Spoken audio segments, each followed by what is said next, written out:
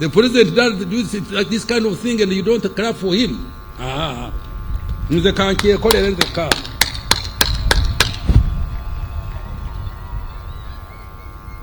Madam, mineral development now. I'm moving to mineral development. Madam Speaker, mineral development is another growth accelerator that has been earmarked by government to expand Uganda's economy by tenfold. It is going to support resource-based industrialization into manufacturing and high-tech exports. During the financial year we are ending, the following have been achieved in the mineral sector. 1. The entire country has now been fully mapped using airborne and ground geophysical technologies. 2. The National Mining Company has been incorporated as a commercial vehicle for investment and trading in minerals on behalf of the government of Uganda. 3. Several key mineral development projects and mineral value addition centers have been developed, including Wagagai for gold mining in Busia, rare earth metals in Bugweri, a graphite project in Kitgum, limestone mining project by Sunbird Resource Limited in Moroto, and 7 gold refineries in Kampala, among others. Mrs. Woodcross Tin Smelting Company has established a tin smelter in western Uganda to produce tin ingots to 99.95% tin grade. Madam Speaker, next financial year, I have allocated 41.55 billion to undertake the following interventions for further mineral developments. Fast-tracking quantification and market studies for all minerals for the purpose of investor promotion. 2. Operationalizing the National Mining Company. 3. Further reviewing and strengthening the fiscal regime for minerals, including regulations of artisan and small-scale miners. 4. Developing the e-government mineral production system and data bank for mineral statistics. 5. Commencing construction of Busia and Moroto beneficiation centers and strengthening the Ntungamo and Fort Portal centers. 6. Facilitating private sector participation in exploration, mining, value addition to minerals, oil and gas now. Madam Speaker, Uganda is progressing steadily toward the first oil in financial 25-26. During the financial year we are ending, the following have been achieved. 1. The upstream petroleum project has advanced with drilling works in preparation for production. 2. The East African Crude Oil Pipeline, EACOP, project is on track with 500 kilometers of pipeline delivered in Tanzania. The target is to lay 100 kilometers per month. 3. The thermal insulation plant for heating the EACOP in Tabora, Tanzania was commissioned in March this year. 4. The Ministry of Energy and Mineral Development has issued 2 new exploration licenses to Uganda National Oil Company and DGR, an Estonian-based company. 5. The planned 60,000 barrels per day refinery in Kabale, Chikube district, is progressing very well. The land for the project sites and associated terminal has already been acquired by government. Technical designs for the project are ready. Government is working with Alpha MBM investments from the United Arab Emirates to build the refinery. 6. Government enforcement of the national content policy has ensured that up to 93% jobs in the oil and the gas sector go to Ugandans. A total of 13,670 jobs so far have been given. 7. In addition, the companies investing in the oil and the gas sector are contracting locally. Since 2021, contracts worth US dollars 1.796 billion have been awarded to Ugandan companies out of the total contract investment of US dollars 7.16 billion. Madam Speaker, in a bid to ensure security of supply of petroleum products, UNOC, in partnership with the private sector, will commence the importation of all our petroleum products beginning in the first week of July this year, which is very near. Madam Speaker, next financial year I have provided shillings 920.68 billion for the oil and the gas sector to prioritize the following. 1. Development of the East African crude oil pipeline hub in Tanga. 2. Continue the construction of the ECOP, including the necessary infrastructure to facilitate adherence to high-quality environmental standards. 3. Procurement and dissemination of the 57,000 liquefied petroleum gas cylinders to promote clean cooking. And 4. Establishment of Petroleum Geoscience Laboratory. And finally, 5. Equity contribution for the final project. Integrated transport infrastructure and services. Madam Speaker, a total of 205 kilometers was added to the paved network during financial 23-24, increasing the total paved national road network to 6,338 kilometers, representing over 30% of the national road network. The following roads were completed during the financial year: Atiaka Loropi, 66 kilometers, Masindibiso, Hoa, Nyairongo, Kiarushesha, Butole, and Kavali, Kiziramfumbi Road, 97 kilometers, Moroto,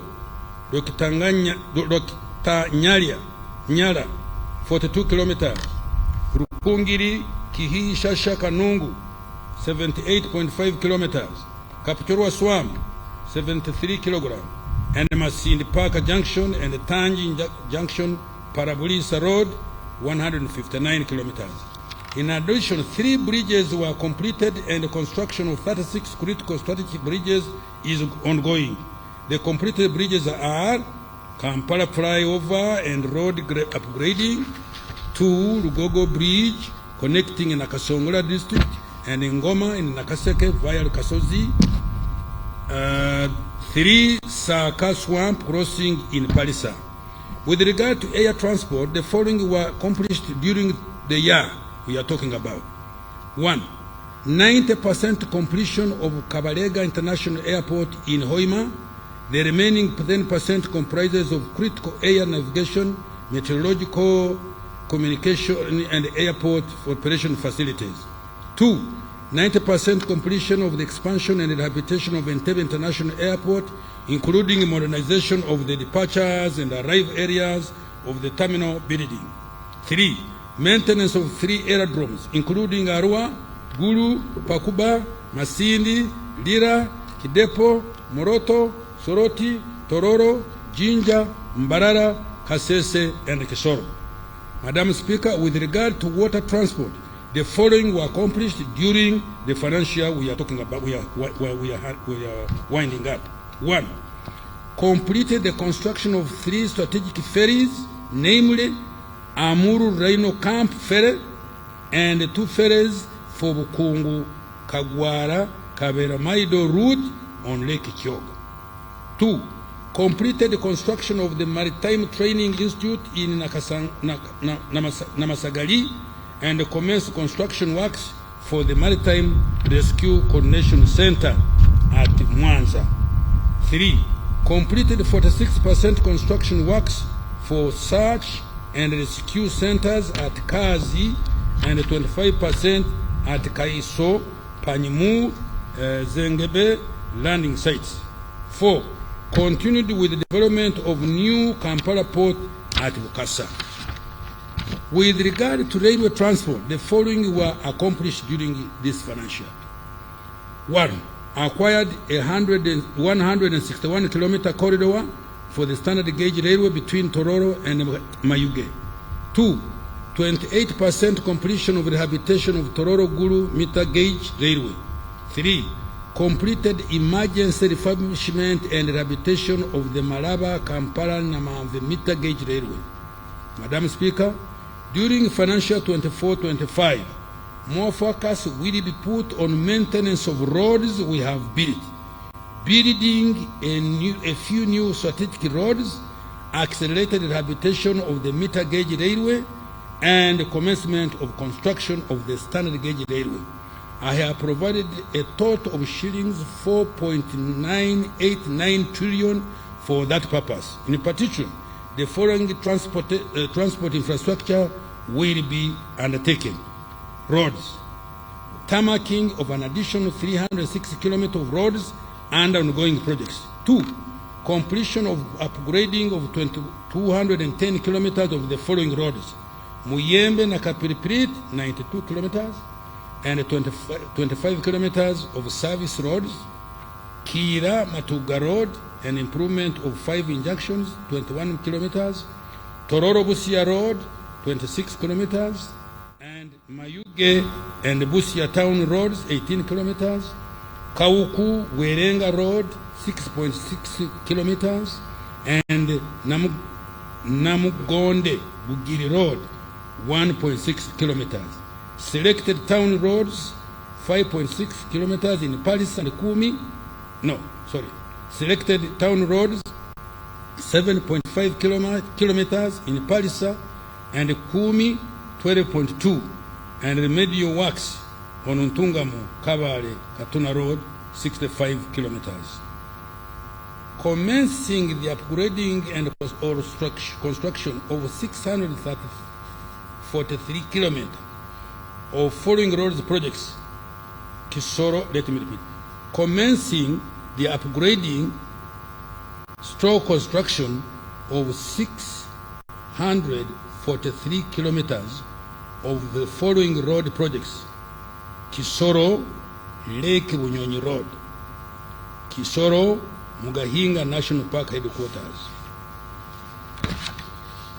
Koboko, Yumbe Moyo, Yumbe Ure Road, Kitugumu Depot, Namagumba Udadiri Narugugu Road, Katine Ocheru Road, and 2.1 kilometers of town roads in Kabera Maido and the Karaki towns. Kienjojo, Kihura Wizi, Wamwanja, Kahumpe, and Empara Wiz, Iganga, Uropa, Kamuli, and Jinja, Mburamuti, Kamuli, Bukungu, and Jinja City Roads, Kisubi, Nakauka, Natete, Nakauka, Kasanje, Mpigi, Nakauka, Mauguru, Nanziga, Maya, Kasanje, Bwawaya. Upgrading to bitumen standards tarmac 16.9 kilometers of roads in the Greater Kampala metropolitan area and the Gomba district.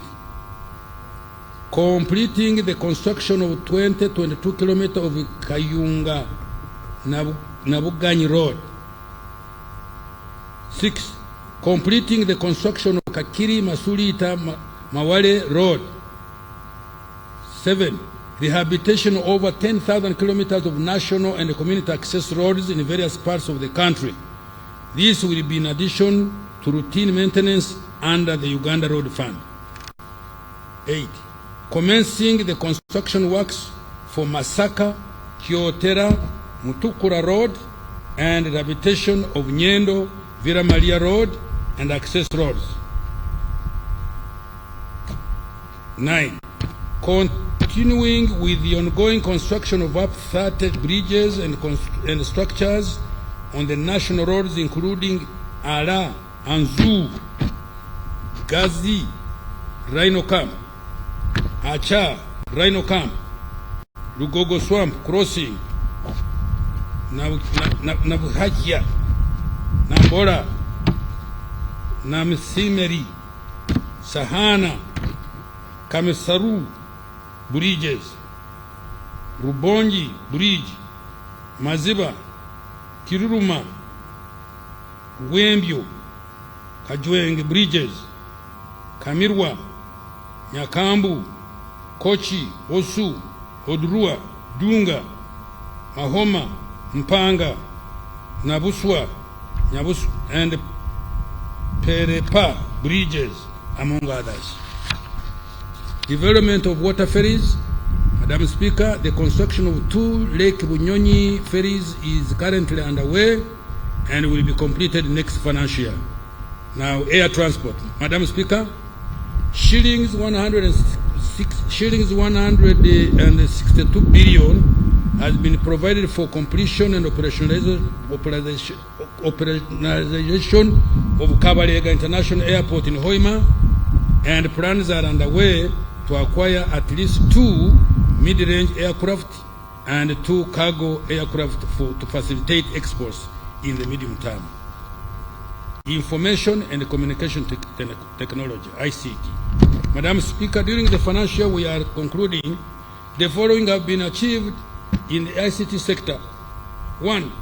A total of 4,354 kilometers of fiber cable have been laid across the country, connecting 1,523 key government service delivery units to the national backbone infrastructure. 2. The internet penetration in the country has increased 64% from 25% in 2017, and the share of government services provided online is now at 40%, up from 20% registered in 2017. 3. A PDM information system has been developed and rolled out in all the 10,535 parishes across the country.